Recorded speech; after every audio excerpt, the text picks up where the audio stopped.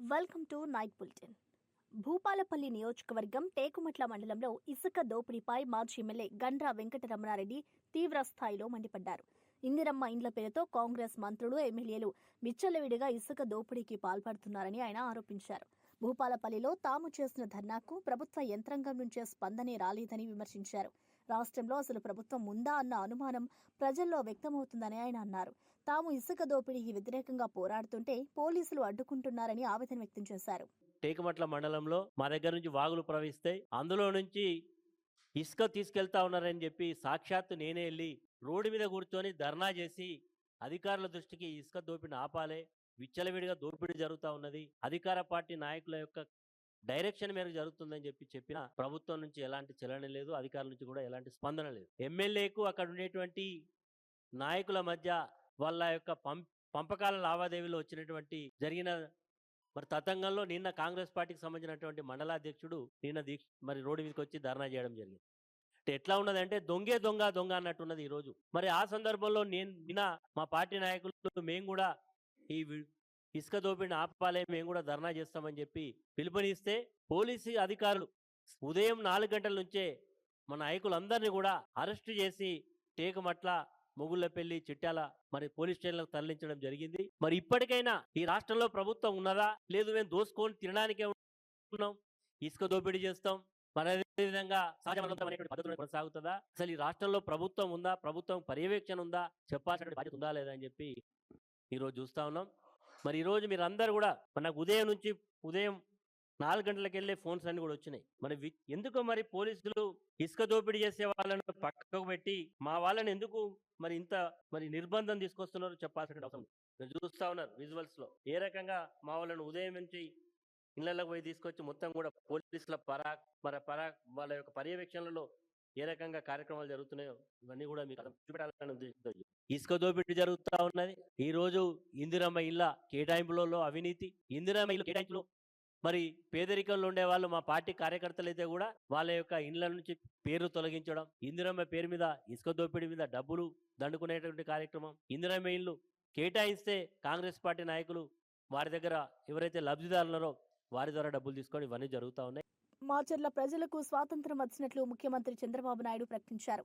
ఇక్కడి ప్రజలంతా సంతోషంగా ఉన్నారని, ఈ స్వేచ్ఛ 84 నుంచి చూస్తున్నాను. ఆ రోజు ఎక్కడో రాజీవ్ గాంధీని హత్య చేస్తే మాచర్లలో ఉండే రౌడీలు, ముఠా నాయకులు ఇక్కడ ప్రజల ఆస్తుల్ని విధ్వంసం చేశారు. అవునా కాదా అని మిమ్మల్ని అడుగుతున్నా. ఈ మాచర్లలో ఇటీవల కాలంలో ప్రజాస్వామ్యం లేదు, ఎన్నికలు లేవు. వీళ్ళు ఎట్ట తయారంటే చరిత్రలో కొంతమంది డిక్టేటర్లు ఉంటారు, వారికి ఏ గతి అయిందో ఇక్కడ కూడా మీ ప్రవర్తన మార్చుకోకపోతే మిమ్మల్ని ప్రజాస్వామ్యం క్షమించదని మరొక్కసారి హెచ్చరిస్తున్నా. ఇన్ని సంవత్సరాల అనుభవం ఉండే నేను ఆత్మకూరులో బాధితులు తీసుకురావాలంటే ఇక్కడికి తీసుకురాలేక గుంటూరులో క్యాంపు పెట్టి నేను రావాలంటే మా ఇంటికి ఆ రోజు తాళ్లు కట్టి రానీయకుండా చేశారు. ఆ రోజే చెప్పా, నా ఇంటికి తాళ్లు కట్టారు కానీ మీ మెడకు ఉరి తాళ్లు వేసుకున్నారు, జాగ్రత్తగా ఉండమని అప్పుడే చెప్పాను. అదే జరిగింది. హైదరాబాద్ సెంట్రల్ యూనివర్సిటీకి చెందిన 400 ఎకరాల భూమిని తెలంగాణ ప్రభుత్వం వేలం వేయాలని యత్నించిందని బీఆర్ఎస్ నాయకుడు కేటీఆర్ అన్నారు. అయితే ఈ యూనివర్సిటీ విద్యార్థులు నిరసనలు చేపట్టి సోషల్ మీడియాలో తీవ్రంగా పోరాడడంతో ఆ భూములు కాపాడబడ్డాయని పేర్కొన్నారు. విద్యార్థుల త్యాగం వల్లే విద్యాసంస్థ ఆస్తులు రక్షించబడ్డాయని ఆయన స్పష్టం చేశారు. Hyderabad Central University students led the charge, started demanding answers from the government on why they're selling a valuable piece of urban lung space, which is also a demarcated forest. Went on for a while. Eventually, even though the government was non-responsive, this apex court of India, the Supreme Court, responded. Supreme Court came to the rescue And eventually, because of Gen Z's media activism, social media activism, 400 acres of land in Hyderabad was saved purely because of that activism. Amaravati property festival కేవలం ప్రదర్శన మాత్రమే కాదు, రేపటి రాజధాని నగర భవిష్యత్ ఎలా ఉండబోతుందో చూపించే వేదిక అని మున్సిపల్ మంత్రి నారాయణ అన్నారు. విజయవాడలోని ఏ కన్వెన్షన్ సెంటర్లో జరుగుతున్న అమరావతి ప్రాపర్టీ ఫెస్టివల్ 2025 కార్యక్రమంలో ముఖ్య అతిథిగా పాల్గొన్న ఆయన మాట్లాడుతూ రియల్ ఎస్టేట్ రంగం అభివృద్ధి చెందితే అన్ని రంగాలు లాభపడతాయని తెలిపారు. కూటమి ప్రభుత్వం స్థిరాస్తి రంగానికి ప్రాధాన్యం ఇస్తోందని, అనుమతుల ప్రక్రియను సులభతరం చేసి పెట్టుబడిదారులకు అనుకూలమైన విధానాలు తీసుకొచ్చామని వివరించారు. గత ప్రభుత్వం అమరావతి రైతులను, రియల్ ఎస్టేట్ వ్యాపారులను ఎన్నో ఇబ్బందులు పెట్టిందని విమర్శించారు. అనేక రాష్ట్రాలకు పంపించాను. ఇక్కడ ఉన్న రూల్స్ అండ్ రెగ్యులేషన్ ఏంది, ఇక్కడ ఏందని అన్ని స్టడీ చేసిన తర్వాత కమిటీలు వేసి అనేక రిఫార్మ్స్ చేసాం.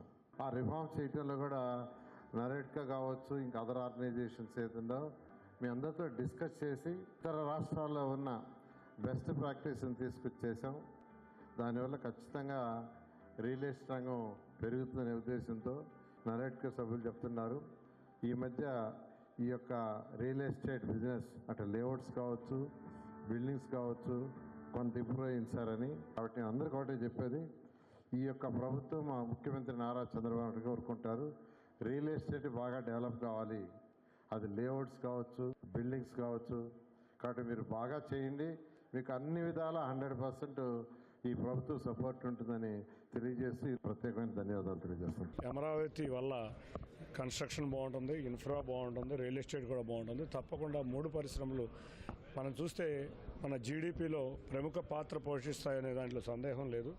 మేమందరం ఏ సమస్య వచ్చినా వాళ్ళ బిల్డర్కు ఉన్న ప్రధాన సమస్య పర్మిషన్లు ఏదన్నా చిన్న చిన్న అడ్డంకులు అంటే సాల్వ్ చేయగలిగిన అడ్డంకులు ఉంటే తప్పకుండా మేము దాన్ని తీసుకుని అధికారుల దృష్టికి తీసుకువెళ్ళి ఇమ్మీడియట్గా పర్మిషన్లు వచ్చే విధంగా నేను కృషి చేస్తానని బిల్డర్లందరికీ హామీ ఇస్తున్నా.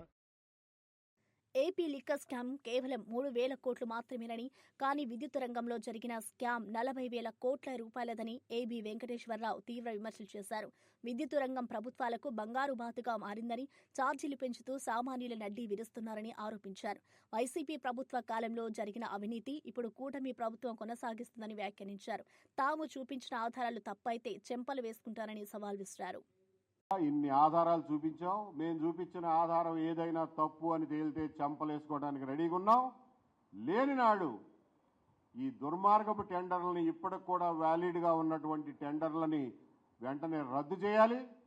ఇంతకు ముందు జరిగినటువంటి టెండర్ల అవకతవకల మీద ఖచ్చితంగా దర్యాప్తు జరగాలి.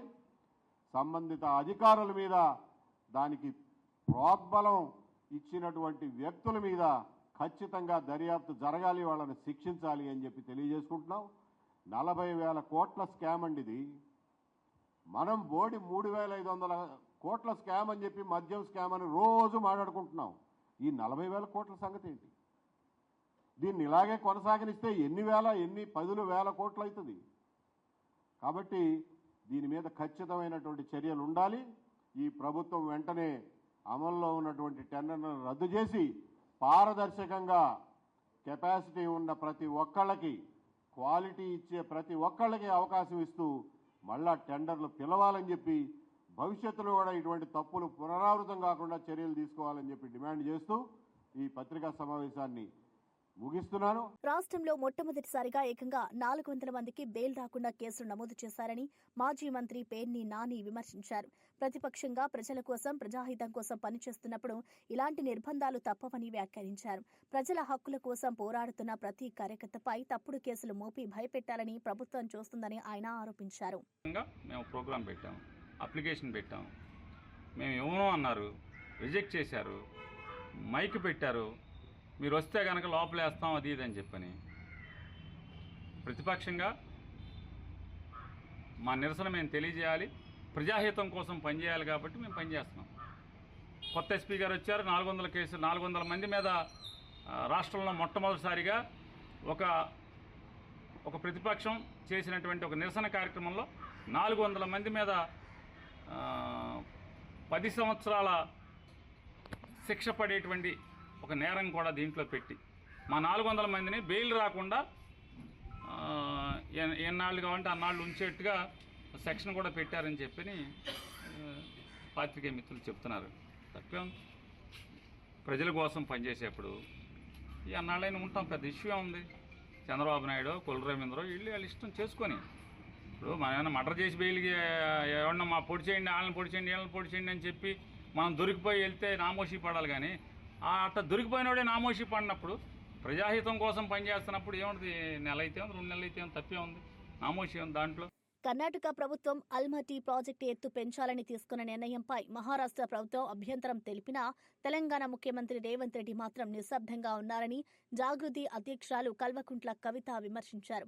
మన రాష్ట్రానికి స్పష్టమైన అన్యాయం జరుగుతున్న సందర్భంలో సీఎం స్పందించకపోవడం ఆశ్చర్యమని ఆమె పేర్కొన్నారు.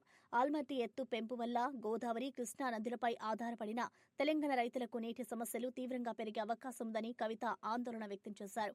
తెలంగాణ ప్రజల హక్కుల విషయంలో ప్రభుత్వం వెంటనే స్పష్టమైన వైఖరి వెల్లడించాలని ఆమె డిమాండ్ చేశారు. ఖమ్మం, హైదరాబాదు వీటన్నిటికీ కూడా ప్రాణదాయినిగా మనకు కృష్ణానది జలాలు ఉంటాయి. మరి వాటి కోసం మనము నిరంతరం పోరాటం చేస్తూ వచ్చినాం. తెలంగాణ ఉద్యమ సందర్భంలో కూడా ప్రధానంగా జల సాధన విషయంలోనే మనము ఉద్యమాన్ని నిర్మించుకోవడం జరిగింది. అది ప్రజలందరికీ తెలిసిన విషయమే. అదేవిధంగా ఉమ్మడి ఆంధ్రప్రదేశ్ ఉన్నటువంటి సందర్భంలో కూడా నదీ జలాల పంపిణీ విషయంలో, ప్రత్యేకించి కృష్ణానది విషయంలో కూడా మరి అనేక సందర్భాల్లో చర్చించి ఫైట్ చేసినటువంటి విషయాన్ని కూడా ప్రజలందరూ గమనించుకోవాలి. మరి ఆనాడు ఉమ్మడి ఆంధ్రప్రదేశ్లో ఉన్నప్పుడే మనకు ఇబ్బంది అవుతుంది కృష్ణానది కర్ణాటకను దాటి రావడం అని చెప్పి పెద్ద ఎత్తున సుప్రీంకోర్టులో కేసేస్తే ఆల్మట్టి డ్యామ్ హైట్ పెరగకుండా ఉమ్మడి ఆంధ్రప్రదేశ్లోనే మనందరికీ కూడా స్టే వచ్చింది.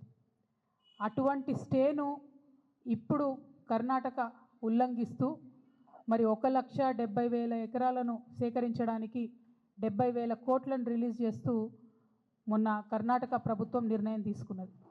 ఆ తీసుకున్నటువంటి నిర్ణయం మీద తక్షణమే మహారాష్ట్ర ముఖ్యమంత్రి గారు స్పందించారు.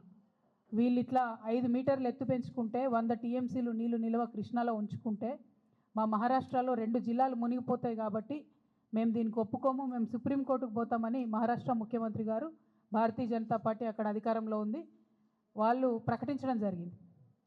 మరిగా మన తెలంగాణ అత్యంత దారుణంగా మనం దుఃఖపడతాం. ఒకవేళ ఆల్మట్టి కనుక 5 మీటర్లు హైట్ పెంచుకొని 100 టీఎంసీలు కనుక వాళ్ళు నిల్వ ఉంచుకుంటే నిజంగా కూడా మన తెలంగాణ ప్రాంతంలో ఉన్న కృష్ణానదిలో క్రికెట్ ఆడుకున్నాడు తప్ప ఇంకో దానికి పనికిరాని పరిస్థితి వస్తుంది. ఇప్పటికే నారాయణపూర్ దాటి ఆల్మట్టి దాటి మన తెలంగాణకి కృష్ణానది రావడానికి ఆగస్టు దాటిపోతుంది. అయితే బీభత్సంగా వర్షాలు పడితే తప్పితే వరద రానటువంటి పరిస్థితి మనకి ఇప్పటికే ఉన్నది. అటువంటిది ఇంకొక 5 మీటర్లు పెంచితే 100 టీఎంసీలు నిల్వ ఉంచితే కృష్ణానది అనేటటువంటిది కనుమరుగయ్యే పరిస్థితి కనబడుతుంది. మరి ఈ విషయం గౌరవ పెద్దలు రాష్ట్ర ముఖ్యమంత్రి గారు, కాంగ్రెస్ పార్టీలో ఉన్నటువంటి పెద్దలు, ఇరిగేషన్ మంత్రి ఉత్తమ్ కుమార్ రెడ్డి గారు వీరికి అర్థం అవుతుందా అర్థం అవుతలేదా అనేటటువంటి మీమాంసలో బాధలో తెలంగాణ బిడ్డలందరూ కూడా ఉన్నారు. ఇవాళ మహబూబ్ నగర్లో అనేక మార్లు కరువు జిల్లా కాబట్టి నీళ్ళ కోసం కొట్లాడినటువంటి ఎంతోమంది కార్యకర్తలు మొన్నటి నుంచి ఫోన్లు చేస్తూ ఉన్నారు. ఎందుకోసం ప్రభుత్వం దీని మీద మాట్లాడతలేదు, మరి దీన్ని ఎట్లా ఆపడం, అక్కడ నీళ్లు తీసుకుంటే అక్కడ వాళ్ళు 5 మీటర్లు పెంచుకుంటే మన పరిస్థితి ఏంటి? పంచాయతీరాజ్ శాఖ మంత్రి సీతక్క మాట్లాడుతూ కమిషన్లు వచ్చే పథకాలకే గతంలో బీఆర్ఎస్ ప్రభుత్వం ఆమోదం తెలిపిందని ఆరోపించారు. బతుకమ్మ చీరల పంపిణీలో కూడా కమిషన్లు తీసుకున్నారని విమర్శించారు. మహిళలు ఆర్థికంగా బలపడేలా కాంగ్రెస్ ప్రభుత్వం ప్రత్యేక పథకాలు తీసుకొచ్చిందని మంత్రి వివరించారు.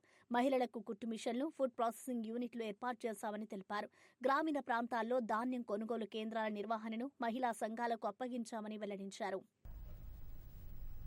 ఇవాళ బీఆర్ఎస్ నాయకులు పాపం ఉచిత బస్సు పెడితే వాళ్ళకి నచ్చుతలేదు.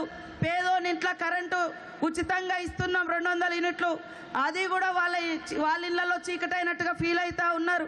మహిళల కన్నీళ్లు దుడడం కోసం దేశంలో ఎక్కడ కూడా 500కు గ్యాస్ సిలిండర్ వస్తలేదు. ఈరోజు 500కే గ్యాస్ సిలిండర్ ఇచ్చినటువంటి ఘనత మన ఇందిరమ్మ ప్రభుత్వంది. బీఆర్ఎస్ వాళ్ళ పదవులు పోయినాయి.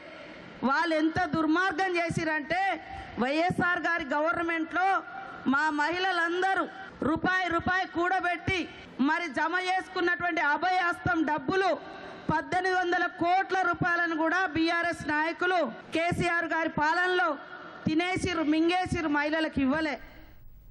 ప్రజల్లో భ్రమలు కల్పించేందుకే బీఆర్ఎస్ నాయకులు ఆరోపణలు చేస్తున్నారని భువనగిరి పార్లమెంట్ సభ్యులు చామల కిరణ్ కుమార్ రెడ్డి అన్నారు. తెరమరుగైన ఆల్మట్టి ప్రాజెక్టు ప్రస్తావనను ఇప్పుడు ఎందుకు తీసుకొచ్చారు అని ప్రశ్నించారు. రాష్ట్ర ప్రజలకు ఏమాత్రం మేలు చేయని వాదనలతో బీఆర్ఎస్ నేతలు రాజకీయ ప్రయోజనాల కోసం ప్రయత్నిస్తున్నారని వ్యాఖ్యానించారు.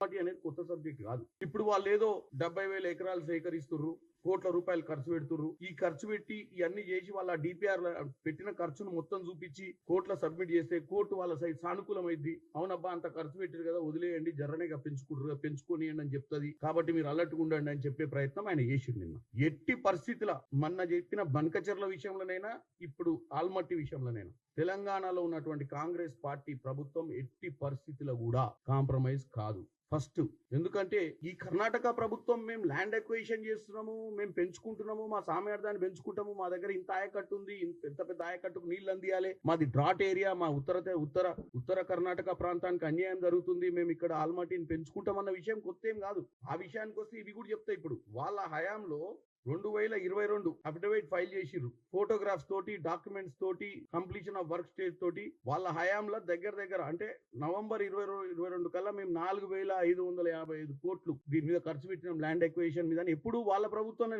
ప్రభుత్వంలోనే నవంబర్ 2022లా ఇన్ని కోట్లు ఖర్చు పెట్టినామని చెప్పారు. ఇంకోటి, state of Karnataka has filed an additional affidavit dated on 8/11/2021 అంటే బీఆర్ఎస్ ప్రభుత్వం ఉన్నప్పుడే revealed that additional affidavit has revealed that it has already spent 13,321 crore by September 2021 for infrastructure related to Upper Krishna project stage 3 including canals, drainage systems, land acquisition, rehabilitation and resettlements, R&R measurements. అంటే ఈ drama 2011లో stay వచ్చింది. అప్పటి నుంచి వాళ్ళు దీన్ని ప్రతిసారి నడుపుతూనే ఉన్నారు. ఈ స్టోరీని మేము పెంచుకుంటాము, దానికి సంబంధించినటువంటి ఇన్వెస్ట్మెంట్ పెడుతున్నాము, 13,000 కోట్ల రూపాయలు మేము ఖర్చు పెట్టినామని చెప్పి వీళ్ళ హయాంలో కూడా ఫోటోగ్రాఫ్స్ తో సహా సుప్రీంకోర్టుకి సబ్మిట్ చేసి మేము ఇప్పుడు ఏంది, ఇప్పుడు మేము కాంగ్రెస్, అక్కడ కాంగ్రెస్ ఉంది, వీళ్ళిద్దరు కలిసి మన చేతులు కలిపి ఆడ 100 టీఎంసీలను పక్కదో పట్టిస్తారేమోనని చెప్పి ఆయన వచ్చి చెప్తే ఇక్కడ తెలంగాణ ప్రజలు అమ్మ ఎంత అన్యాయం చేసినాం, మనము అనవసరం కాంగ్రెస్ పార్టీని గెలిపించుకున్నాం, బీఆర్ఎస్ పార్టీ ఉంటే 100 టీఎంసీలు మిగిలేదు కదా అని ఆలోచన రావాలని మాట్లాడినట్టే ఉంది తప్ప ఎందుకు ఈ సబ్జెక్ట్ కొత్తది కాదు. ఈ సబ్జెక్ట్ గురించి ఇప్పుడు లేవనెత్తాల్సిన అంశం కాదు. ఈ సబ్జెక్ట్ గురించి మా ప్రభుత్వం సుప్రీంకోర్టులో 100% చిత్తశుద్ధితో పోరాటం చేస్తుంది. ఎట్టి పరిస్థితుల్లో సుప్రీంకోర్టు కూడా ఒప్పుకున్నంత కాలం ఆల్మట్టీలో వాళ్ళు డ్యామ్ పెంచుకోవడానికి కూడా అవకాశం లేదు ఎందుకంటే సుప్రీంకోర్టులో పెండింగ్ మ్యాటర్. కాంగ్రెస్ ప్రభుత్వం ఆల్రెడీ హైదరాబాద్లోని ఎంసీఆర్ హెచ్ఆర్డీలో తెలంగాణ ముఖ్యమంత్రి రేవంత్ రెడ్డి హైకోర్టు ప్రధాన న్యాయమూర్తి ఆపరేష్ కుమార్ సింగ్ ను మర్యాదపూర్వకంగా కలిశారు.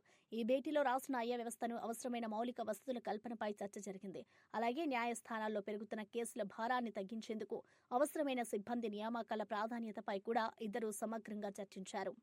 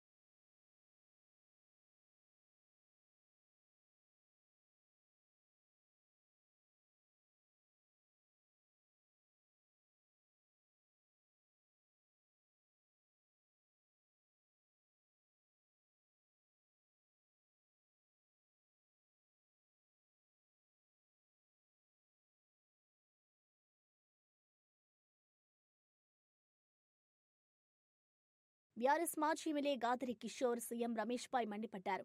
సీఎం రమేష్ ఒక రాజకీయ వ్యభిచారి అని ఆయన తీవ్ర వ్యాఖ్యలు చేశారు. మా నాయకుడిపై అనుచిత వ్యాఖ్యలు చేసిన రమేష్ పై స్పందించేందుకే ప్రెస్ మీట్ పెట్టి ఆయన చిట్టా విప్పారని గాదరి కిషోర్ స్పష్టం చేశారు.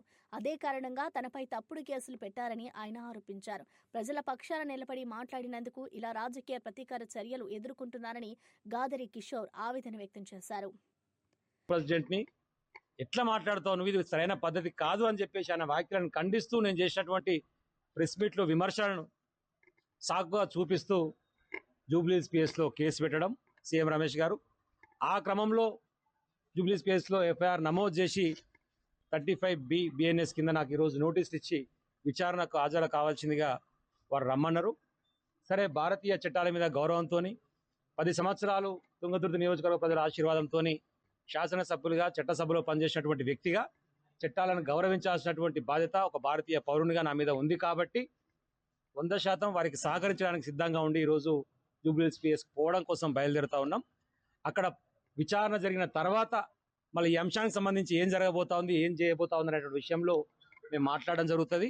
మీరు ఎన్ని రకాల కేసులు పెట్టుకున్నా, బీజేపీ కాంగ్రెస్ కుమ్మక్కైనా, నువ్వు ఎంపీ అయినా, నువ్వు ముఖ్యమంత్రి అయినా, ఇంకెవరైనా సరే ప్రజలకు అనుకూలంగా లేకుండా వ్యతిరేక కార్యకలాపాలు చేసినప్పుడు కావాలని చెప్పేసి కక్ష సాధింపు చర్యల ధోరణిలో భాగంగా బీఆర్ఎస్ పార్టీకి సంబంధించినటువంటి అధినాయకుల మీద అనుచిత వ్యాఖ్యలు చేసినప్పుడు 100% తెలంగాణ బిడ్డగా, నికార్సైన తెలంగాణ ఉద్యమకారునిగా, కేసీఆర్ కేటీఆర్ అభిమానిగా స్పందిస్తూనే ఉంటాం. నీ చేతనైన కేసులు పెట్టుకో, నీ ఇష్టం వచ్చినట్టు వ్యవహరించుకో, భయపడేది లేదు. తాటాకు చక్కుపులకు ఎవరు భయపడరు.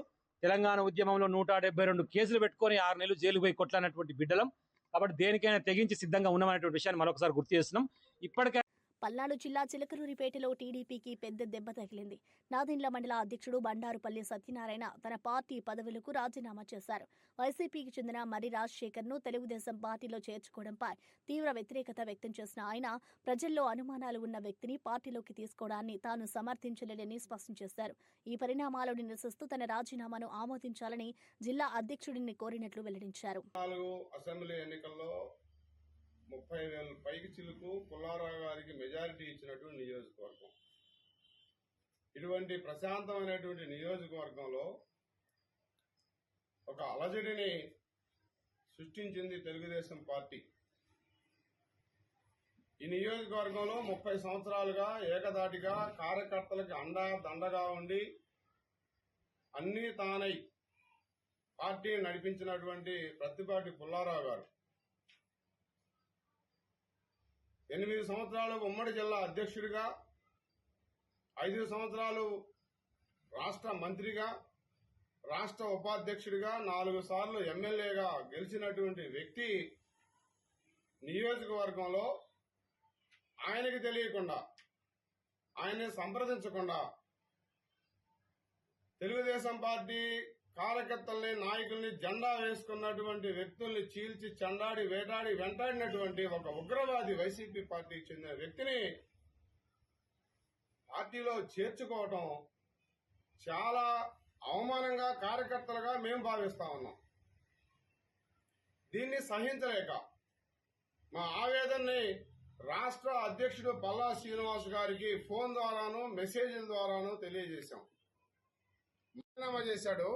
కనీసం అప్పటి నుంచి ఎప్పటి వరకు వైసీపీ పార్టీని కానీ, జగన్మోహన్ రెడ్డిని కానీ విమర్శించిన దాఖలాలు లేవు. నెల క్రితం కూడా అయోధ్య రామిరెడ్డి ద్వారా జగన్మోహన్ రెడ్డి గారు కబురు పంపించాడు, విడుదల రజనీని ఇన్ఛార్జిగా తొలగిస్తే నేను ఇన్ఛార్జిగా ఉంటానని. ఇన్ఛార్జిగా ఉంటే ఏం చేయాలని? మా అందరిని మళ్ళా తప్పుడు కేసులు పెట్టించి గ్రామాల నాశనం చేయాలనే కదా. అక్కడ జగన్మోహన్ రెడ్డి నీకు అవకాశం ఇవ్వలేదు కాబట్టే కదా మళ్ళీ ఈరోజు చంద్రబాబు గారి దగ్గరికి వెళ్ళింది. ప్రభుత్వ పార్టీ మా అభిప్రాయాలు తీసుకోవాలి. రాజశేఖర్ను నువ్వు పార్టీలో చేర్చుకునేటప్పుడు అధిష్టానం ఇక్కడున్న పుల్లారావు గారిని కానీ, ఇక్కడ అతని వల్ల డిఫర్ అయినటువంటి నాయకుల్ని, కార్యకర్తలను కానీ కనీసం అభిప్రాయ సేకరణ చేసి కదా అన్నిటికీ పార్టీ ఐవీఆర్ఎస్ పెడుతుంది కదా. మరి ఎందుకు ఇతను చేర్చుకునే విషయం? టీపీసీసీ చీఫ్ మహేష్ కుమార్ గౌడ్ మాట్లాడుతూ ఎన్ని రాజకీయ పార్టీలు వచ్చినా స్వాగతిస్తామని, కానీ ఏ పార్టీ వచ్చినా క్వాలిటీ లీడర్షిప్ రావాలని అన్నారు. కాంగ్రెస్ పార్టీకి ఉన్న చిత్తశుద్ది ఈ దేశంలో మరే పార్టీకి లేదని ఆయన స్పష్టం చేశారు. 42% రిజర్వేషన్లకు చట్టబద్దత కల్పించేందుకు కాంగ్రెస్ ఎప్పటికప్పుడు ప్రయత్నాలు చేస్తుందని గుర్తు చేశారు. కొంత ఆలస్యమైన స్థానిక సంస్థల ఎన్నికలను 42% రిజర్వేషన్లకు అనుగుణంగా నిర్వహిస్తామని తెలిపారు.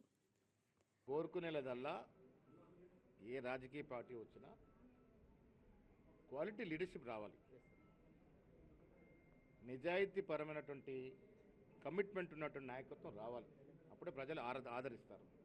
రాజకీయ పార్టీలు ఎన్ని వచ్చినా స్వాగతిస్తాం. ఇది ప్రజాస్వామ్యం, వాళ్ళకి స్వేచ్ఛ ఉంది, హక్కు ఉంది పెట్టుకునేది. కానీ ప్రజల కోసం పనిచేసే ఏ పార్టీ వచ్చినా మేము స్వాగతిస్తాం. కాంగ్రెస్ పార్టీకి ఉన్న చిత్తశుద్ధి ఈ దేశంలో ఎవరికీ లేదు. స్థానిక సంస్థల ఎన్నికలకి పోవాలని, 42% రిజర్వేషన్ చట్టబద్ధత ఇచ్చి పోవాలని మేము చేయని ప్రయత్నం అంటూ లేదు. బీజేపీ మోకాలు అడ్డేయడము, దానికి అధిగమించేందుకు ఆర్డినెన్స్ ఇవ్వడము, అది కూడా గవర్నర్తో పెండింగ్ ఉండడం, మళ్ళీ కేసీఆర్ ఏదైతే 50% సీలింగ్ పెడుతూ చట్టం చేశాడో దాన్ని అధిగమిస్తూ అసెంబ్లీలో మరొక చట్టం చేశాం. అంటే ఇప్పటికి 3 చట్టాలు చేశాం. చేయడమే కాకుండా ఎన్నికలకు పోవాలని కోర్టు ఇచ్చినప్పటికీ కూడా ఇంకా ఏదైనా ఆప్షన్ ఉంటే అవైల్ చేసుకుందాము, బీసీలకు ఇవ్వాల్సిన చట్టబద్ధత 42% ఇచ్చిన తర్వాత ఎన్నికలకు పోదామనేటువంటి ఒక దృఢ సంకల్పం ముఖ్యమంత్రి గారికి ఉంది, మాకుంది. ఎన్నికలు కొంత దూరమైన కోర్టుని ఆశ్రయించి కోర్టుతో విన్నవించి ఈ 42% రిజర్వేషన్ అయితే కేంద్రంలో పెండింగ్లో ఉందో ఇప్పుడు చెన్నై కోర్టు ఇచ్చింది, సుప్రీంకోర్టు నిర్ణయం ఇవ్వబోతా ఉంది. ఆ నిర్ణయం వచ్చిన తర్వాత దానికి అనుగుణంగా 42% రిజర్వేషన్ చట్టబద్ధించుకొని ఎన్నికలకు పోతాం. కిషన్ రెడ్డి, బండి సంజయ్ కేంద్రంలో ప్రాతినిధ్యం వహిస్తూ మొగాలడ్డేసి ఇలా బీసీలకి నోటికాడికి వచ్చిన ముద్దని తన్నేస్తూ ఉన్నారు.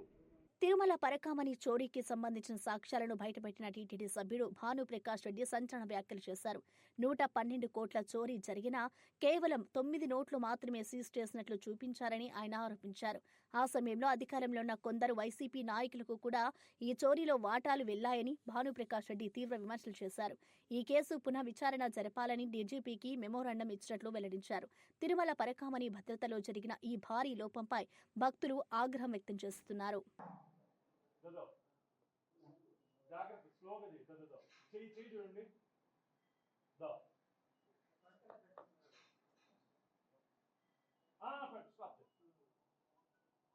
ఇంత కట్ట మిత్రులారా, ఇంత కట్ట నోట్లు అమెరికన్ డాలర్స్ 112 నోట్లుంటే కేవలం 9 మాత్రమే దొరికాయని చెప్పి ఎందుకు ఎఫ్ఐఆర్ చేశారు? ఎవరిని తప్పించడానికి, ఎవరిని మెప్పించడానికి? అసలు లోక్ అదాలత్లో కాంప్రమైజ్ అయ్యే కేసే కాదు ఇది. లోక్ అదాలత్లో కాంప్రమైజ్ అయ్యే కేసే కాదు ఇది. వెంకటేశ్వర స్వామి ఖజానాన్ని కొల్లగొట్టినటువంటి దొంగని ఏ విధంగా మీరు కాపాడారు? ఇందులో ఆ రోజు అధికారంలో ఉన్నటువంటి వైసీపీ నాయకులకి కొందరికి దీంట్లో వాటాలు వెళ్ళాయని చెప్పి మాకు ఫిర్యాదులున్నాయి. ఆ రోజు ఇక్కడ పనిచేసే అధికారులు, ఉన్నతాధికారులు కూడా దీంట్లో వాటాలు వెళ్ళాయని చెప్పి మాకు ఫిర్యాదులున్నాయి. కాబట్టి దీని మీద నిగ్గు తేల్చాలని చెప్పి నేను రాష్ట్ర DGP, director general of police వారికి ఒక మెమరాండం ఇవ్వడం జరిగింది. రవికుమార్ని అక్కడ ఉన్నటువంటి